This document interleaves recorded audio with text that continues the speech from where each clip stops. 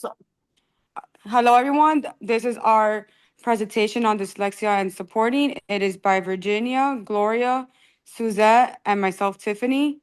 Go ahead.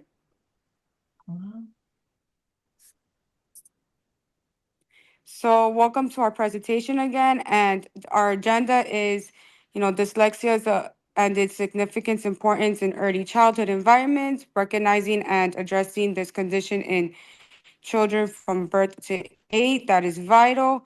And these initial support services play a crucial role in establishing a positive developmental path. And we will also talk about meeting the individuals with the Disability Education Improvement Act, which establishes the legal basis for providing necessary services to young children with dyslexia. Next. So, what is dyslexia? It is a specific learning difference that primarily impacts a person's ability to read, write, and spell accurately and fluently. It is caused by differences in the way the brain processes written and spoken language. It is not a sign of low intelligence. It is a lifelong, but the right strategies can significantly improve with the skills and confidence. Next. So these are some of the common signs in children. For the language and cognitive is speech delays, which challenges in acquiring a new vocabulary or late start in verbal communication. In the phonological awareness, struggles with identifying or producing rhymes and alternative sounds. Auditory sequencing, difficulty in adhering to multi-step instructions or recalling sequence such as the days of the week or color names. And behavioral and social emotional, frustration and anxiety, which shows reluctantness or upset when it comes to tasks involving reading or writing. Low self-esteem, which has unkind thoughts about schoolwork or skills in comparison to classmates. And then for the physical development, the developmental delays is the reaching important language or small movement skills, pre-writing skills, which this include holding a pencil awkwardly. And then in the classroom manifestation, the letter sounds association, they have trouble connecting letter sounds with the ones that represent following instructions, that requires instructions to be repeated or simplified frequently during tasks. Symbol recognition, which struggles to recognize their own name in writing or basic printed words when compared to classmates. Next. So, in the late 19th century, there was a German neurologist whose name was Adolf, introduced the term word blindness, and then in 1877, the German the German Berlin came up with the term dyslexia, which first documented the case of developmental in with a child with normal intelligence that was recorded by W. Pringle Morgan in 1896. And then in the early 20th centuries, I'm sorry, the Dr. Samuel T. Orton questioned the idea that the visual problems caused reading issues. Instead, he looked at how the brain processes language. He also contributed to creating the hands-on Orton Graham teaching method. In the 20th century, the advocacy groups were created. In 1963, Dr. Samuel Kirk introduced the term learning disability, shifting the focus from just medical issues to education and psychology.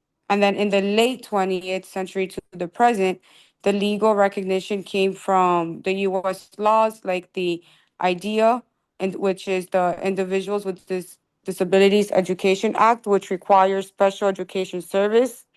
Brain scans like MRI show that dyslexia is a neurological issue that's linked to how the brain works differently. Next.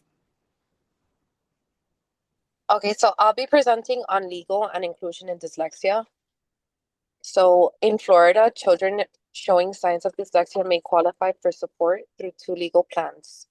The first is IFSP, known as Individualized Family Service Plan, is for children under age 3 and is provided through an early step program. It includes services like speech therapy and family training in natural environments. For children aged 3 and older, the IEP, Individualized Education Program, comes into play.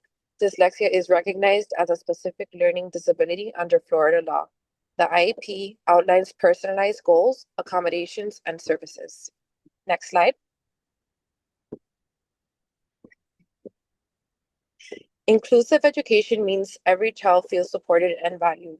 For children with dyslexia, we use 4 key strategies. One strategy is multisensory instructions. Using multisensory instruction engages sight, sound, touch, and movement. Another is differentiation adapts lesson to meet individual needs. Another is scaffolding provides temporary support to help students succeed. And last, collaboration involving families, specialists, and peers to create a consistent and supportive learning environment. Next slide. NAEYC Code of Ethical Conduct. The NAEYC Code of Ethical Conduct guides educators in making responsible decisions. It emphasizes doing no harm, respecting diversity, supporting families, maintaining confidentiality, and committing to professional growth. As educators, we pledge to advocate for children with dyslexia, use evidence-based practices, and reflect on our own basis to ensure every child receives equitable education. Next slide. Legal, inclusionary, and ethical responsibilities are deeply connected. Legal frameworks ensures access to services.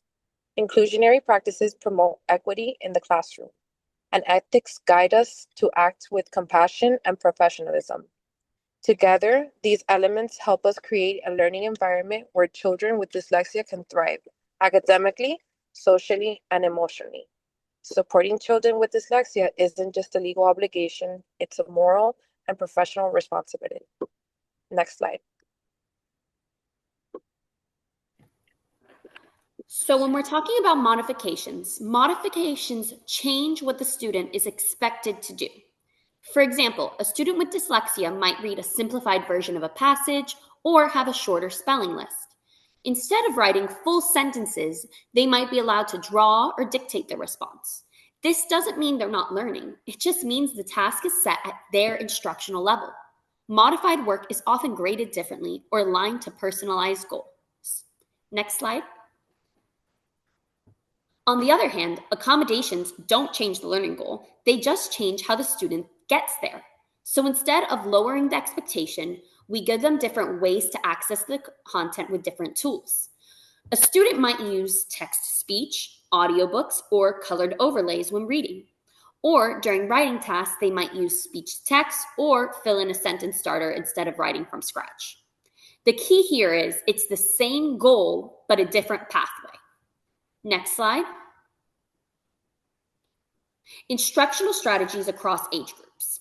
When we're talking about supporting students with dyslexia, it's important to remember that the support actually begins before formal reading instruction.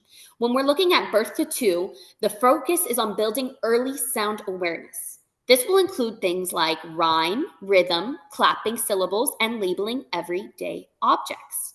When we're looking at pre-K, we shift more into the phonological awareness through play, rhyming games, singing songs where kids fill in missing sounds, and building letters with hands-on materials. Then in K through 3rd, we move into a structured literacy model, which means phonics is taught explicitly, step by step, with multi-sensory methods like tapping sounds, tracing letters, and building words. The big shift here is going from birth to 2 with exposure to sounds, pre-K playing with sounds, to K through 3rd where we're now decoding sounds with print. Next slide. Now, when we're looking at a lesson adaptation, I used K through 3rd for this one. I wanted to talk about reading and writing because there's different ways we support them. So this is how it would work in a K through 3rd classroom.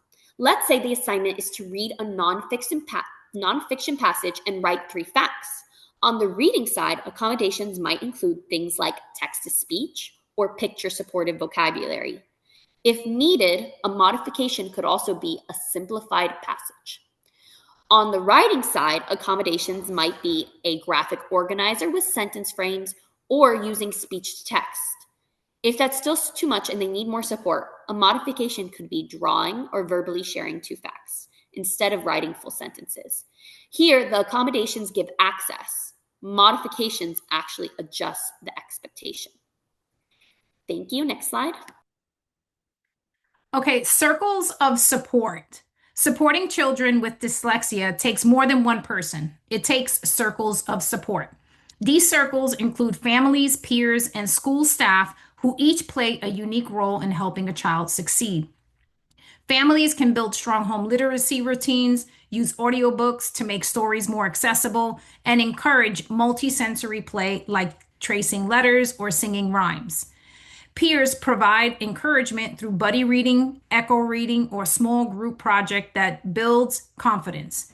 Staff connect all of this by using structured literacy programs, consistent accommodations, and progress monitoring so that support is aligned across settings. Take a moment to think about a student you've worked with who needed extra reading support. Who was in their circle? Maybe a parent who read at home, a peer who encouraged them, or a specialist who provided targeted help. If you're here in person, turn to the person next to you and share one example. If you're watching this online, pause for a moment to reflect on the people who made a difference for that student. When those circles connect, when families, peers, and staff work together, children with dyslexia experience consistent, meaningful support that helps them thrive. Community systems of care. Beyond the classroom, children with dyslexia benefit from community systems of care. These are the networks of resources and organizations that extend support to families and educators. Locally, this might look like school reading specialists or tutoring centers that provide targeted help. At the state level in Florida, we have the Florida Diagnostic and Learning Resources System, or FDLRS, which offers evaluations and training. National organizations like the International Dyslexia Association, Reading Rockets, and Decoding Dyslexia share research-based strategies and family-friendly guides. These systems strengthen the circles of support by ensuring families and teachers don't have to face dyslexia alone. Demonstrations of adaptations. Adaptations are changes we make to everyday classroom activities so students with dyslexia can actively participate. For pre-K, one adaptation is sand tray letters. Children trace letters in sand while saying the sounds, connecting touch, sight, and hearing. Another is rhyming songs and clapping syllables, which build phonological awareness through music and rhythm.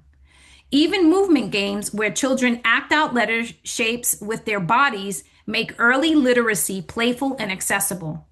For K through 3, adaptations might include Word Detective, where students use color-coded phoneme cards to build words together.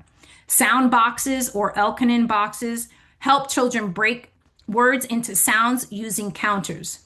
And audiobooks paired with printed text allow students to follow along while listening. Think, pair, share. Before we look closer at these examples, take a moment to think about your own classroom experience. What's one small change or activity you've used to help a struggling reader feel more confident? Whether you're here or viewing this online, think and talk with a partner on what impact it had on your students. You might notice that many of your examples align with what research supports for children with dyslexia: simple, multisensory, and structured activities that make learning accessible for everyone. To wrap up, circles of support start with families and peers, grow stronger with teachers and staff, and expand even further through community systems of care. By working together and using inclusive adaptations, we can ensure children with dyslexia have the tools, confidence, and encouragement they need to succeed. Supporting a child with dyslexia isn't about lowering expectation. It's about surrounding them with the right strategies and people to help them reach their full potential. Thank you.